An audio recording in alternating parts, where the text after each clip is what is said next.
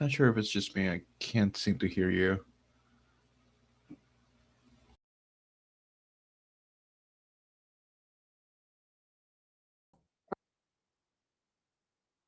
Can you hear me now? Yes. Thank you. So do you have any question for the homework assignment? Let me know. Any question? Not as of right now. Okay. I'm okay. Okay.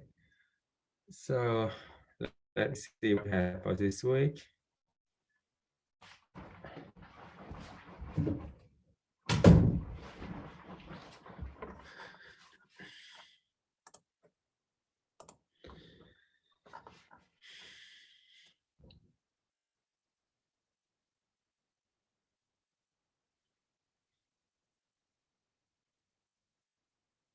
Okay, so what do you think? You have a question one, what should be the output here? You have to manually walk through with for this one, right? And you have to think how many iterations for that. What do you think? At the beginning, you set the number equal to 4.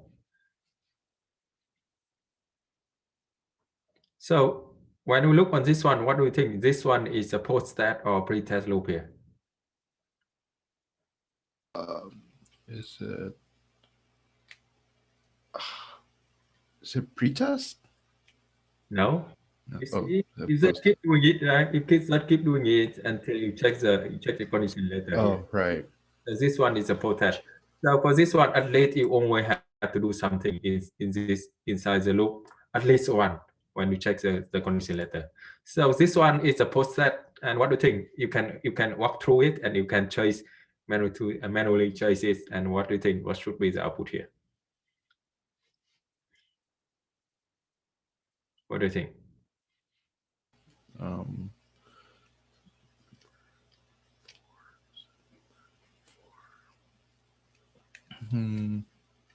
Is it?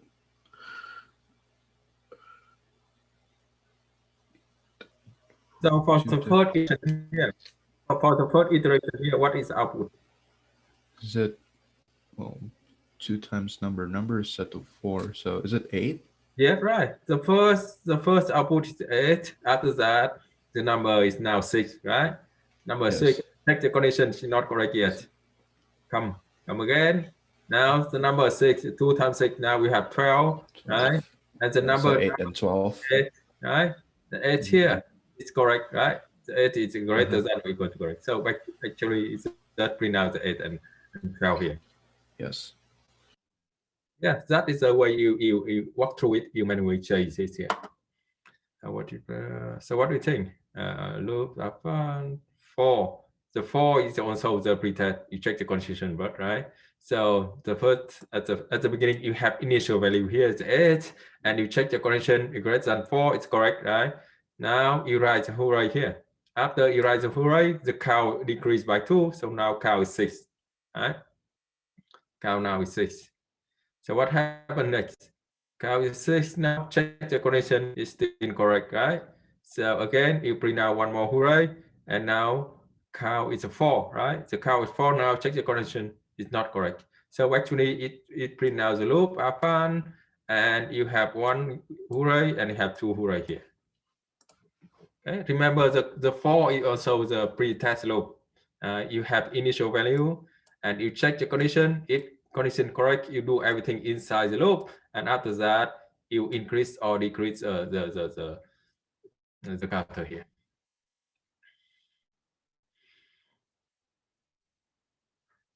If Apple says what will be the display after code, why Apple less than 0, you can eat apple at one time, right?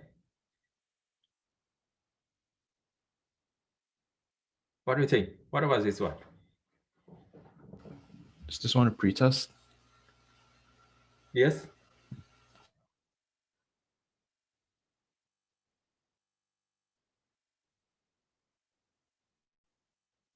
What do you think? What should be the output for this one? Would it be goodbye Apple? Goodbye Apple over.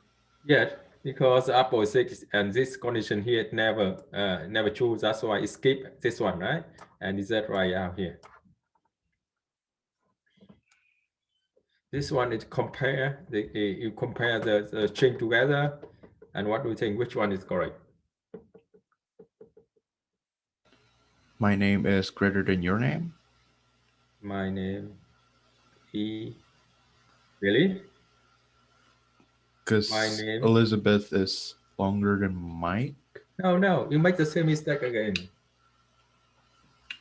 When Oh you wait, right, compare, no. yeah, when you Oh, compare string together, you have, actually, yeah, uh, you have to compare from the left to the right. You have to compare every single character together. And E and M here, which one is greater than?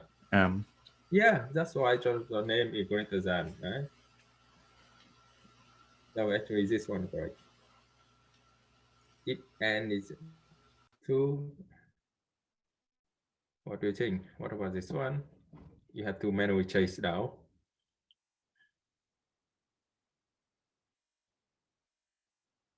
So when you have B plus, actually you increase B by 1 here, right? So you have initial value is 1, and the condition here to be less than or equal to 5 here. Right? So we see you have the set A, the first iteration here, A equal to A. Now A is 2 times 2 times B is 1, right? So you have a 4 for this one, right? You have a 4 for this one.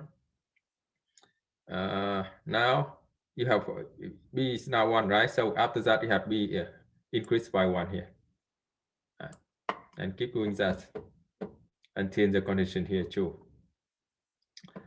Okay, so I think this one, all of them, you just need to manually chase it down and walk through it, and you have to clarify the difference between the Y and Y, and repeat until and for loop here. And remember which one is the pre-test and which one the post-test, and you have to clarify the condition here. Okay, so I think all of them is that walk through and manually chase here.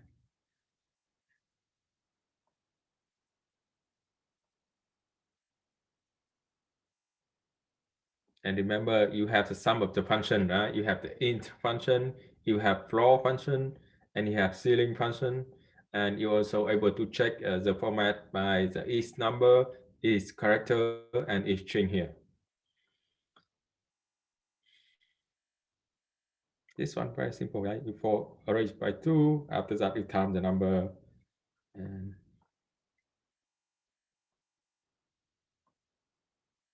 what do you think? The counter must be what? Integer? Yes, it's integer here, right? So every time you increase by 1, by 2, by 3, something like that.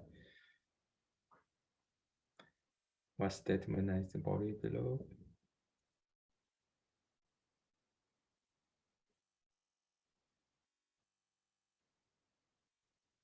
Can do this one. And remember, so for the floor function, you do everything and you round it down to the integer part, right? You remember you have to round it down to integer part. And for the ceiling function, you round it up to the integer part.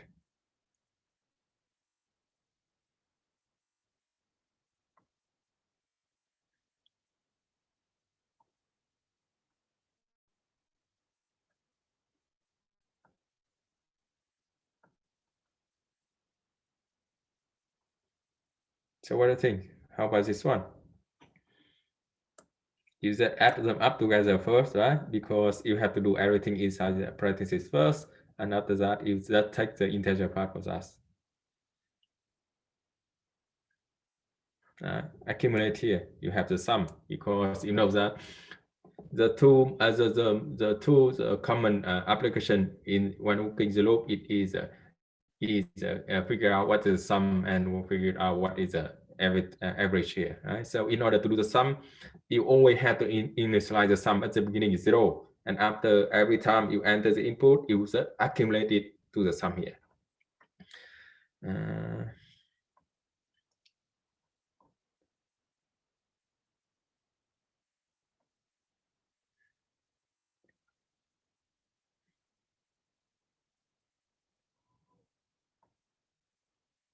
Initialize, right?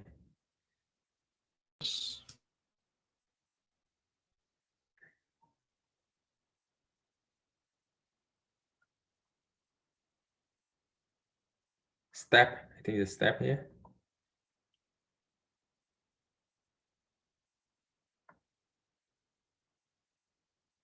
Repeat until and do while they are protest. What?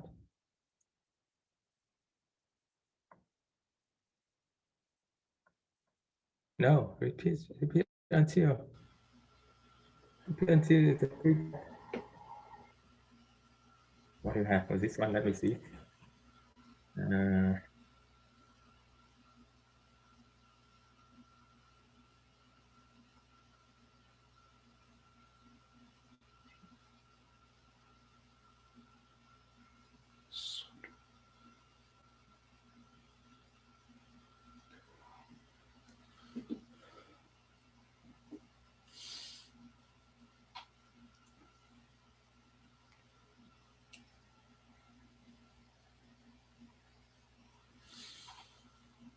Yeah. You have to repeat until, sorry, repeat until it's supposed that you're correct. My mistake. You just do it and test it later. And do why they first, right? And if we test you have why, you check the condition first and you do it later here. Does it? So repeat until and do why here. So what do you think? The body above is always execute again once. What do you think? Is it pre-test or post-test? Pre-test? No, pre-test, that means you have to check the condition first. Right. Yeah, it's not correct if that don't do anything. So actually it's a post-test here. The post-test you always have to do at least one for the iteration here. Where? You see, you have the post-test here, right? You just do it first and check the condition later. That's why you have to do it at least one.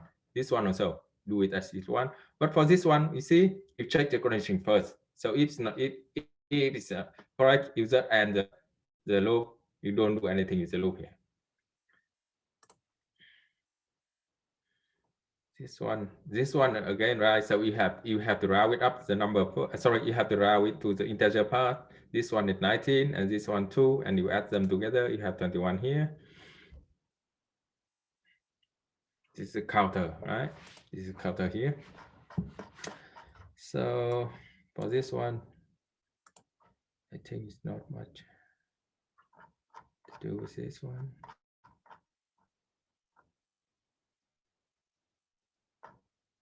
Okay, so now we move to checkpoint here. What is it? What is checkpoint here? Okay, so this one is also very simple, right? You know that you have a decrement by 5. That means you have to maintain the counter here, and every time the counter decrease by 5. Right? So at the beginning you can set the count it's 100, and you do the loop, and you have to check the condition of the loop here.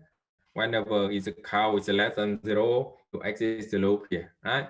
And for every time the count is decreased by 5. Do you have any challenge with this one, or do you need me to work with you on that one? Let me know. Yeah, I'm good. I already did this one. Okay. You're good with this one, right? Okay, so now let me see. What's the other one here?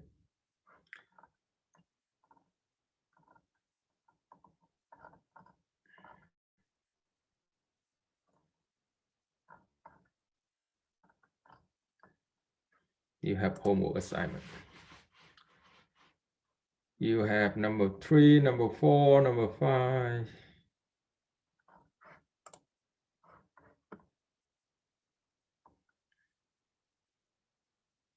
No, not this one, right? You have 3, 4, 5.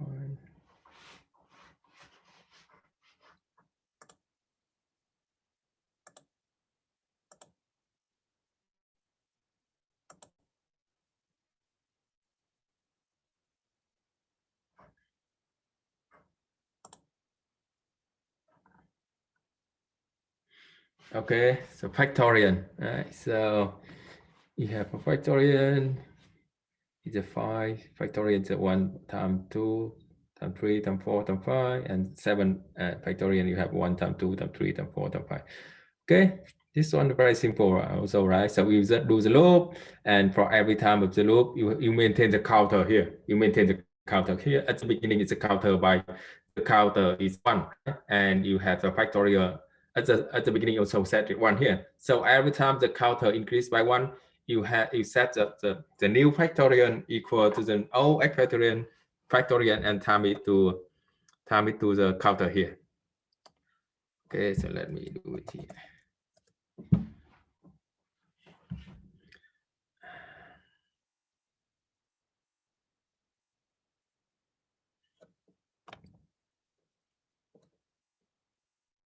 So what do you think?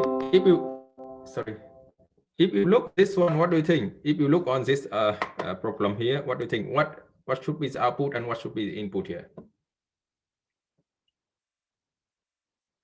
All right. The first step is analyze. You have to tell what should be our output and what should be the input here. So the input is whatever the number that the user wants to find the factorial for. And what's the output is the factorial itself, factorial of the number. Yes, so for this one, you know that the output here, is a factorial. And input is number here. Input the number, right? And if you look on the instruction here, you have to make sure that you have to check the user enters a positive integer here. Right? That is the case here. You have to use the defensive techniques here. Right? So for the defensive techniques, you have the first thing here. If you want to check with the defensive technique, right? So we have to maintain the loop. So after the first thing here, you have to enter the number, right? After user enters the number here. All right. So after that, you have to check to make sure the number here is greater than 0. Right? The number is greater than 0, and it is integer number. Right? You have the positive integer number here. So what do you think? In order to check if the number is an integer number, what is the condition you have to enter in the router? What do you think? I mentioned on the last. Is underscore number under parentheses number, like the variable. Where to my router? Okay, right, it's correct. Right, so we know that you need one input here, right? You need one input here. So we have enter positive number.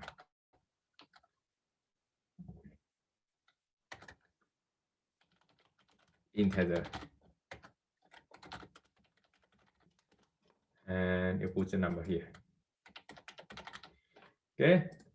And you have to use a defensive technique here to make sure that the user enters the positive integer here. It's somehow what happened if he enters the character, what happened if he enters a negative number, or what happened if he enters a floating. Right? So in order to do that, you should maintain the loop here. You have to maintain the loop here. And the positive number, and in order to verify the number is the positive number, the first thing you have to verify if it is a number here, right? So we have is number here, and sorry, if number here, not character. Okay, and you put number here. That's the first thing. You make sure that the user enters the number, and it can be the negative, it can be positive, and it can be floating point here. Right? So the next step here to make sure that it is a positive integer, you have to and here you use a logical operator here, right? You have number greater than 0. Now you already have this one is the number format, and the number now is greater than 0. What's next? What do you think? How can you make sure it is integer number here? And number, right? Equal to what? Floor, right? Floor, yes.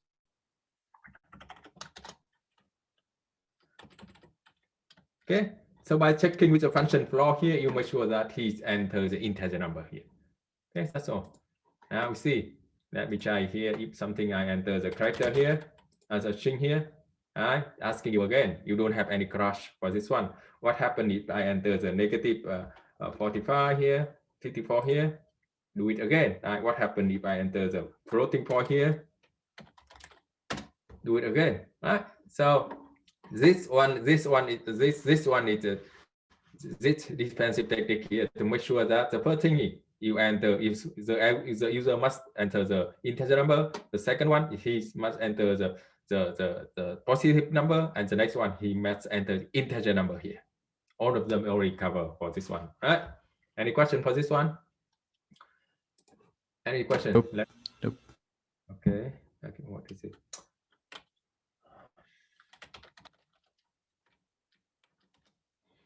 Okay, so once you already know, and make sure that the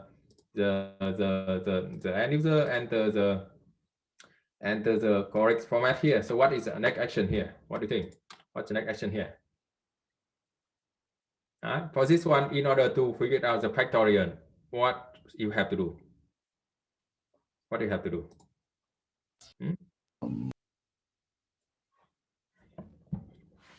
What I have to do for this one, you know that it's a factorial is 1 times 2 times 3 times 4 until it's reaching to the number here, right? Until the reaching number here. So you have to maintain one more loop. And what is the condition to exit the loop here? What do you think?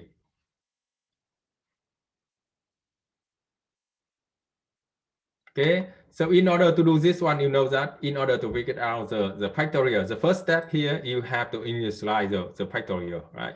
You know that for every time you have, if the new factorial is old factorial times the counter here, that's why I set that here. That's why you always have to initialize the factorial here.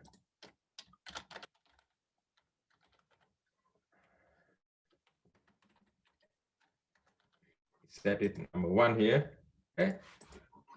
And you also have to maintain the counter, right? The counter can be the first one is the first time the counter 1, the next iteration you have 2, 3, 4, 5, and until reaching to the number here, right? So you have one more initialize value here. You have a count here. You set it number 1. Okay. So now we have to do the loop. Right? The first one is 1, the second one times to 2, the third one times to 3, and so on, so on. Actually, you time to the count here, right? So to do the loop here. So what do you think? What is the condition to exit the loop here? What do you think?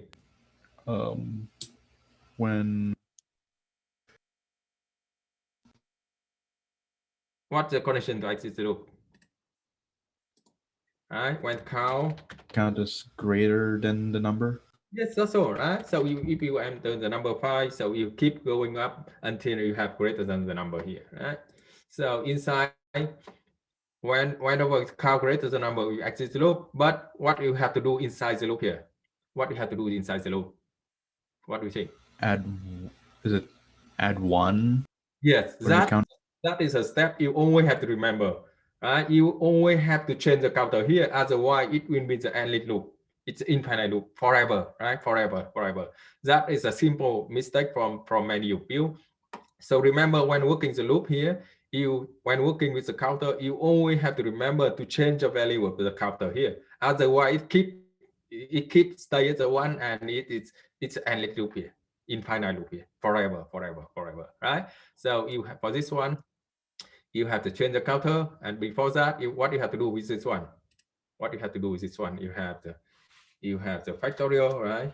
You have, I think you can do it here, the same, the count here, plus count plus 1, right? So the first one is 1, the second one is 2, the third one 3, 4, 5, and keep going on, right? So what you have to do with the factorial here? Factorial here. What do you think? Is it number times count? Not number. Oh. Not number, right? So you see, if you look on factorial, you see they are the time 1 times 2 times 3 times 4 times 5. So actually, you see, it's a count times 3, factorial. 4, 5, they are count, not the number, right? They are count here. Right? So the new factorial is the old factorial here, time cow here. Right? Okay, that's all. And now you have the output. What you have for output here? The factorial of number is factorial.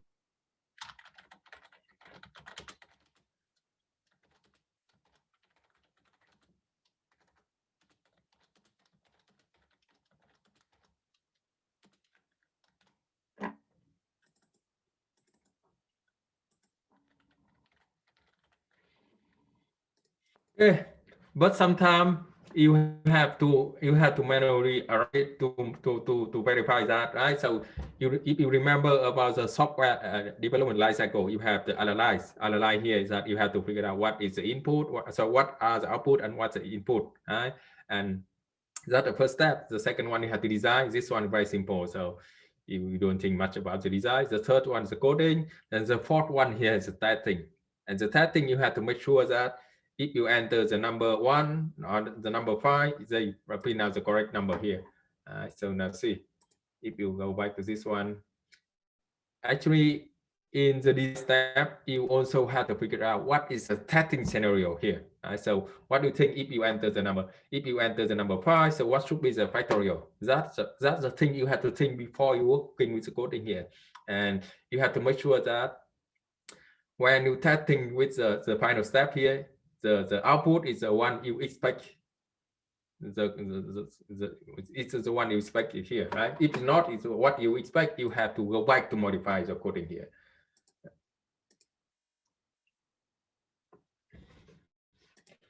Okay, now see, I think the coding here is not correct yet, so I want to show you how to modify it here. All right, so we see, now what happened if I enter the number 5, I expect the output here is 20, right? And if I enter the number 7, I expect the output here to 5,000 something here. All right, so now see, what's my program, how my program run, it's correct or not. I run step by step here to make it.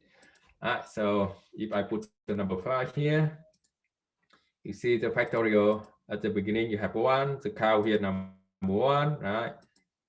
Check here, right? The cow here is not greater than number yet.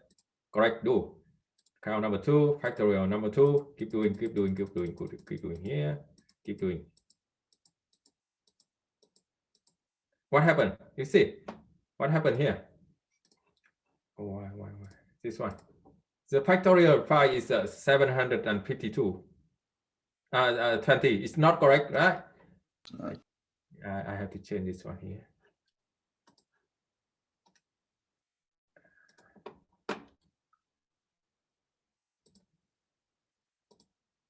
So what do you think? What is happened here?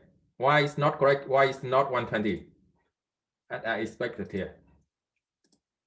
What do you think? What do you think? Because you see, when you have the cow is a 6 here, right? The cow, when you have the cow here, the 5, right? The 5 is not correct yet because the 5 is not greater than 5. So you have to do one more time. Now cow 6, and that's why you time it to here, right? So in order to do that, you can modify it here. So whenever cow equal to number, you just exit it here. Okay, that's the way you always have to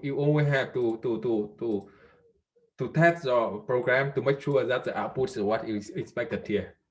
All right, now run it again. I run it again. I put the number 5 here. And what happened here? Here, I have 120 here.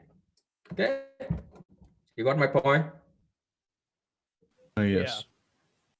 Yeah, so that's the thing I always have to recommend you that whatever it is, you always have to figure out what is a testing scenario here. And when you're done with the coding, you always have to test it again to make sure that the output is what you expected here. That's the thing. Huh? Okay, so this one very simple. Now let me move to the 3, 4, right? This one also very simple here. Okay, so for this one, you have with for multiple time. Right? Whenever the user enter the cell, enter the Celsius, you have to convert it to the Fahrenheit here. You can do it multiple times, and the condition to exit the program is whenever the user enters the negative 999 here.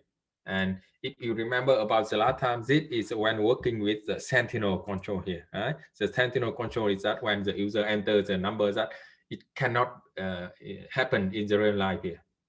I see. Let me show you what is it for the last time. What?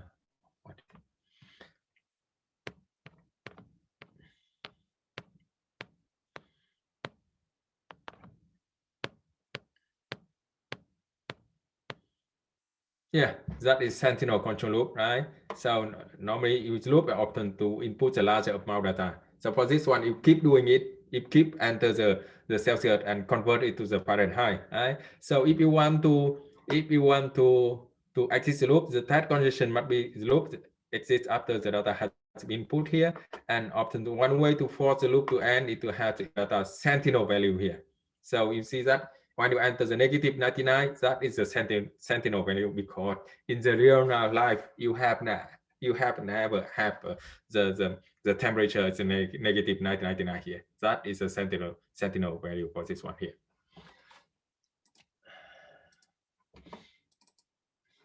Okay, so for this one, it's also very simple, right? You have to do the loop.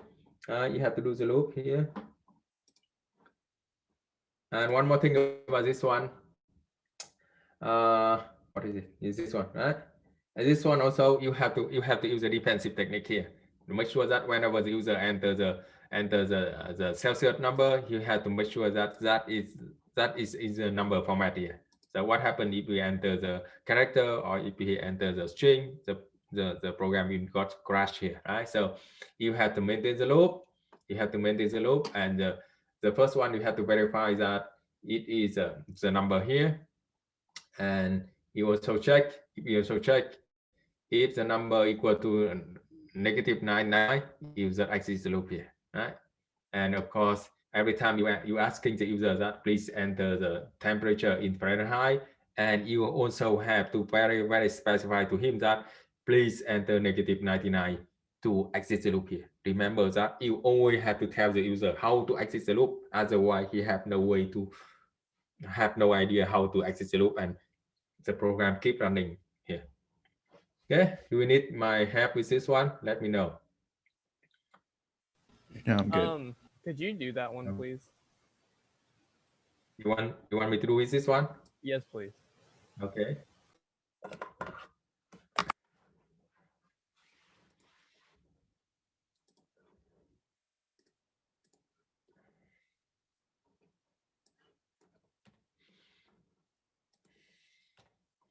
So if you look on this, when you look on this program, what do you think? What are the output and what is the input here? What are the input here? Temperature in Celsius. Yeah. So the Fahrenheit is the output and the Celsius is the input, right? Yep. Okay. So for this one, you have to enter the input here, and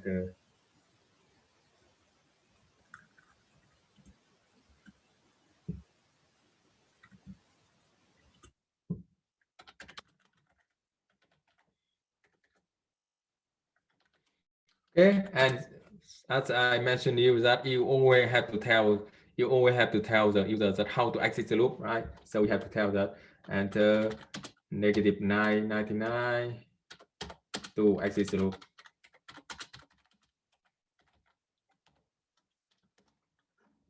So put it in the variable name is C here.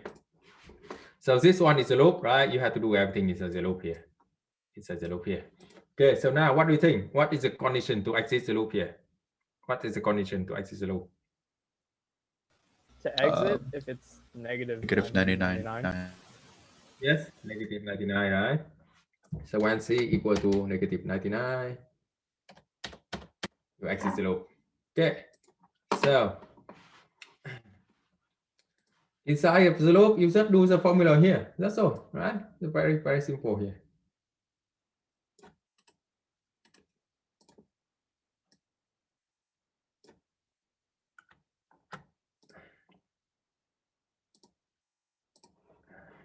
So you have the assignment.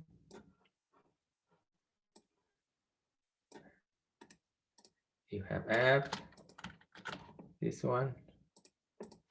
Okay, and that you will print it out. So to make it more sense, so we have the you have, what is it? C in Celsius is app in Fahrenheit here. I don't know how to spell Fahrenheit. Sorry for that. Okay. Make it simple. I'm not really sure. Yeah. What is it? Fahrenheit here. My English is very terrible. You know that. I've been here for 4 years and brand new. You're okay. Okay. But I hope you guys understand me. You're doing great, actually. Yeah, you're doing really good. Thank you. So you see, you can now you enter a number. Say you have the and no, it's way too high, right? So 30 here. So what do you think? So if I want to exit the loop, it's put 99, negative 99 here. That's all. And that is, you have, yeah, 30 is 86 in Fahrenheit. Yeah. And of course, for this one, if you want, you are able to check to make sure that the C here is in the number format or something like that. It's up to you. It's up to you if you want to do. But for me, this one is okay also. They are not required to do that. So, okay. Now, what else? Number 5. Where is it? Number of bacteria present in a culture after a certain number of days, time. Okay, there's a number present at the beginning of observation period. Let the user input the bacteria present, the number of bacteria, then compute the number in bacteria in the culture after each day for the first 10 days. Do this in the loop so that you can see the result in the table. The output table should have the heading for the day and the number. Okay, so for this one you have, what do you think? For this one, what do you think? What are the output and what is input here? The input is bacteria present, the amount of bacteria present first day observation. The output is the number of bacteria after 10 days. No, it's not. Actually, it's not after the 10 days, but you have to the table output here. Let me show you what is it. So actually, so actually for this one, you have to print out in the table here. So it's the number of days, number 1, number 2, number 3, something like that. Right? And you have until the 10 here. Oh, sorry, 10. And you also have to print out what is the number of the bacteria for this day, right? So we can read this one here, right?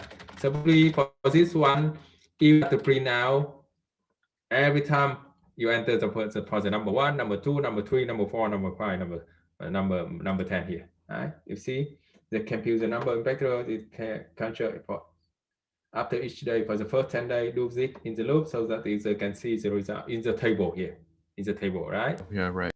Yeah, the output table should have the heading for the days and the number of bacteria present on the day here, right? So you do it with the loop. So every iteration, so you have to print out what day it is. So it can be the day 2, day 3, day 4, day 5, and for each of the day you have to print out what is the bacteria present it is. Right? So let's do it with the loop here. Okay, let's do it with the loop.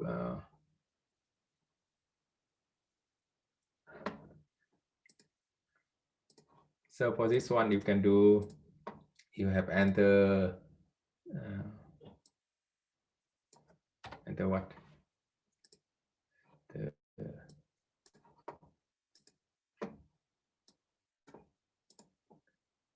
enter by enter bacteria present, right?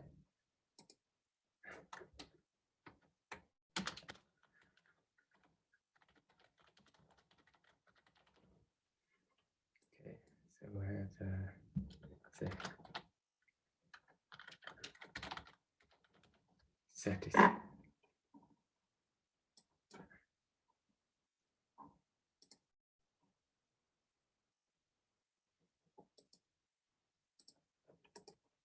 Why? What happened with me?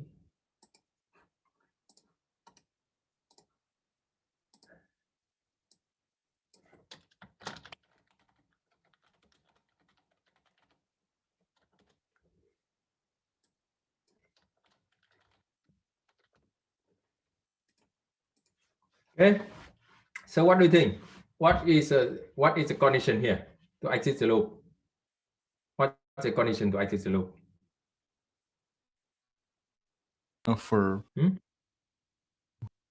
For this one, what do you think? What do we need for this program here? Also, right? You have to maintain the counter here.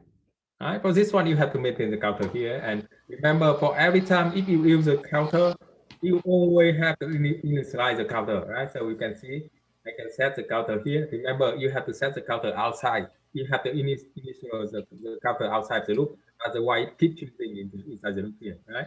So we have the count here. That is the one here. Set the one here. Okay. So now, what do you think? What is the condition to exit the loop here? When the counter is equal to 10, I think. Yeah. Let's see. You can modify it later, right? You can modify it later if it's not correct. So we have the count here equal to 10. Okay, let's do it. So what happened inside this one? Right. So we have to print now, right? You have to, the first one you have to figure out what is the number ID, right? You have the assignment here, the number. And you have a formula here. What is it?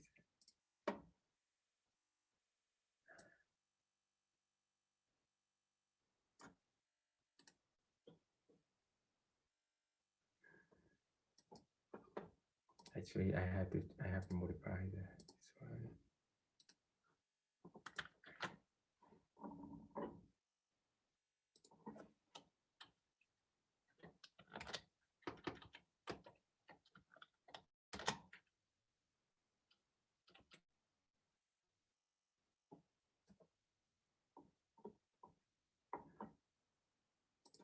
I have to change this one.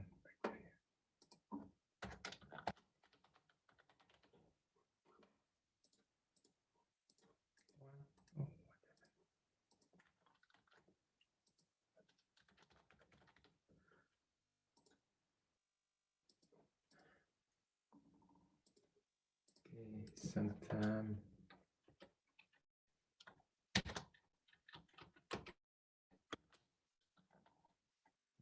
where is this?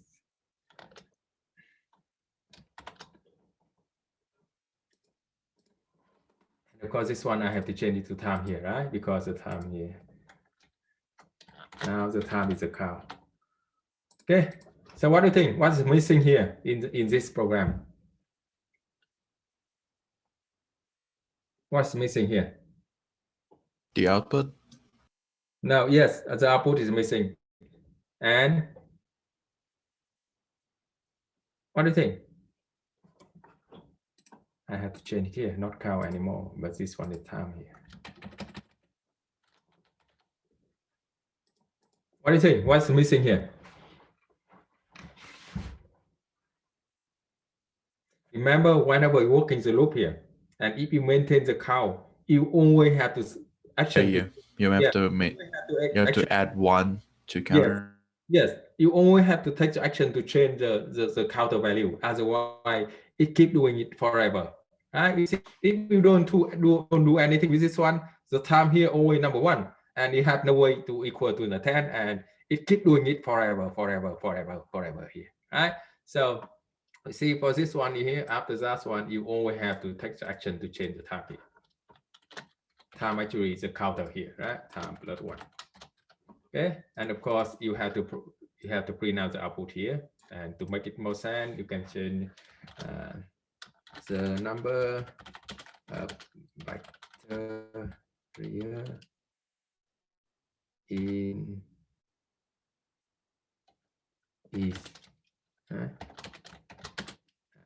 number.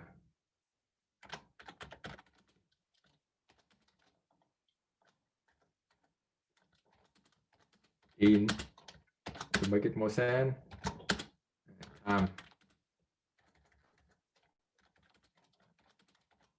days, yeah. Okay, so now for this one, you also have to figure out what is the testing scenario here, right? So now let me run it here. So at the beginning, it set the number 2 here. So what happened? Why? Oh, sorry. Yeah, I make mistake here. Yeah, you see, for me, it's all make it. This one is outside the loop, right? This one outside the loop because user need to enter it at the beginning one time only. Alright, so I create here, run it here. So put number 2 here.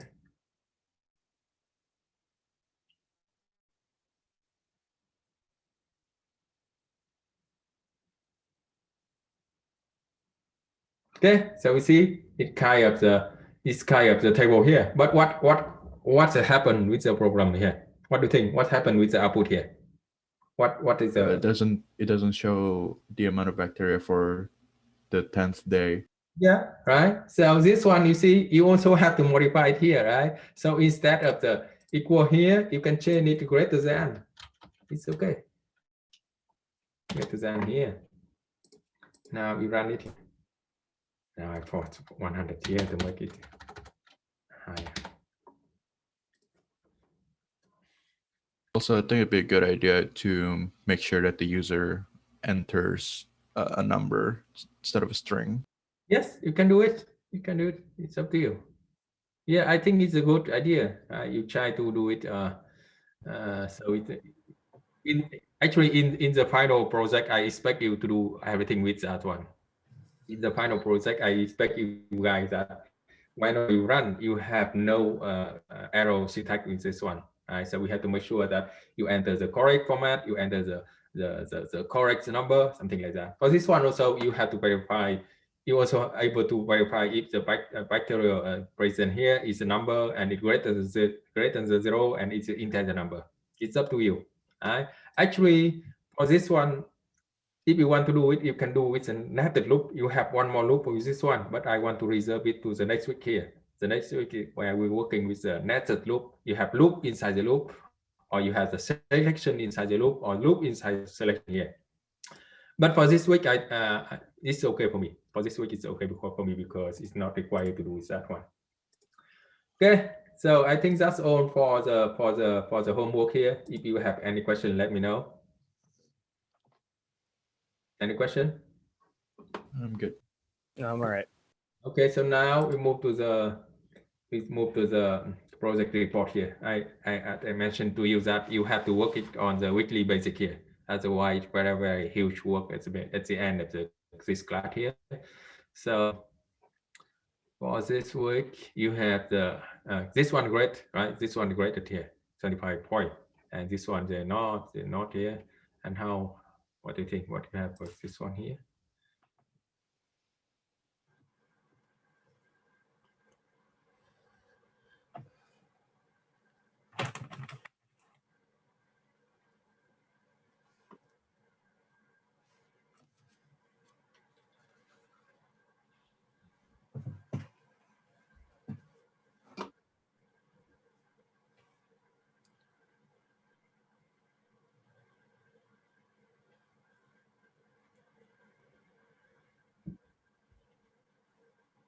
Okay, so for this one, you have one customer, right? You have the customer Robert Brown. You have username, you have password. He has the two account here, saving account and checking account. And for this one, already did it on the progress report 2, and you know that in the progress report number 2, you have to verify the username and you have to verify the password, right? And in the progress report tool, you also do something with the deposit here, right? Okay, so now we just develop it to the progress number 3 here. So in the progress number 3 here, instead of just working with the deposit, you're working with selection here. You have the 1, 2, 3, 4, and 5 here. So for this one, you can working with menu driven here. So we said you're asking him that please tell me what we want to do, enter number 1 for deposit, or enter D for deposit, enter 2, or enter W for withdrawal, enter the B for balance inquiry, enter the C for transfer balance, and enter the L for logout here, right? So we have to do everything with the menu driven for this one, and based on his selection, if he enters the D, user working with the D here, deposit. If he enters the W, he's working with the withdrawal here, and if he enters the B, he's working the balance here. Right? So you have to break it down.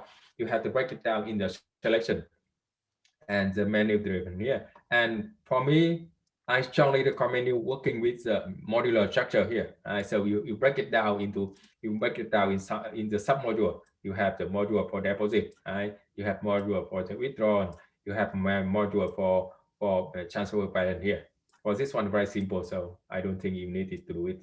But at least you have to break it down into 3 sub-modules: deposit, withdrawal, and transfer here. Okay, so okay, so here's the thing. Here's the thing with the deposit, right? It's a deposit. So in the deposit, you can break it down furthermore. You're asking him that what account you want to do. You can be working with a saving account or checking account. It's up to you. You can asking him at the beginning, or you can asking him later. Let me come back to this one. Let me show you how to draw the diagram here.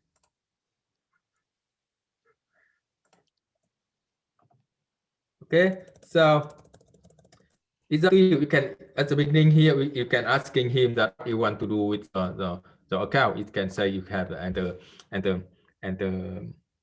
S for saving account and enter what is it? C for checking account, right? So if he enter S, do everything with the saving account. If he enter C, do everything with checking account here. And when working with saving account, again, you break it down into selection, right? You break it down selection here. So we have the deposit, you have withdrawal, you have the transfer, you have inquiry, and you have logout here, right? So we do the same. We do this one also. You have deposit, you have withdrawal, you have transfer, you have inquiry, and you have logout here. So for this selection here, I strongly recommend you to working with the modular structure. Right? You break it down. You break it down in modular here. You have the deposit. You break it down with withdrawal. You break it down with the transfer here.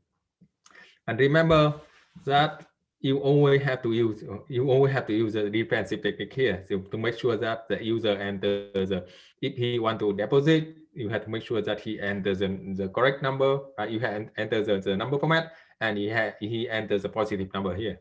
Also for withdrawal, you also that is in the number format. It is the positive number, and also you have to check if he withdraw more than what he have, right? So if you look if you look on this one here,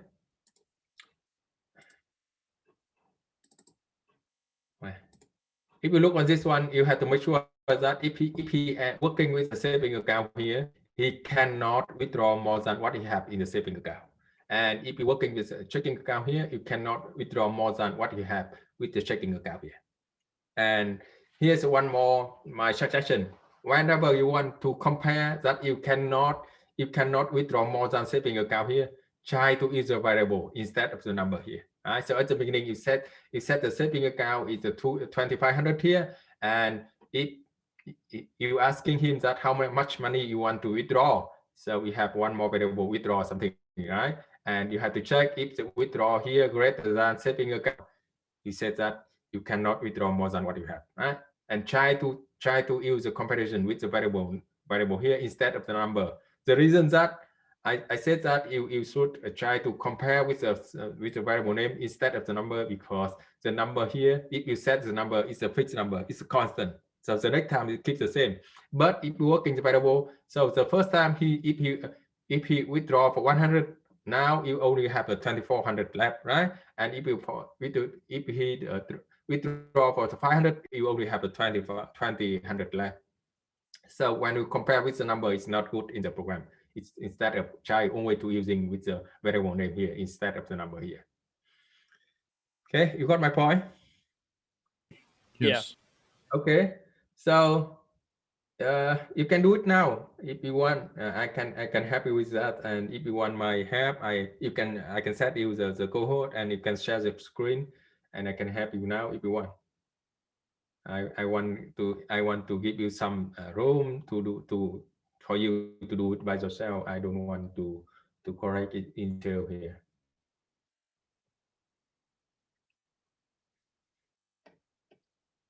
And here's my suggestion again: try to break it down in the submodule, because in the final project it's a very huge program. So try to make it simple. Try to make it comprehensive by breaking it down in the submodule here. That's the first thing. The second thing is that always try to use the deficit technique here to make sure that he enter the number format, he enter the positive number, and he enter the integer number. And in the case of withdrawal and the transfer here, you know that you have to make sure that he cannot withdraw more than what you have. And in the case of transfer, so you cannot transfer what you have here. Okay, that's the thing you have to think about the program here. So any question for us? Let me know. And let me know. I'm good.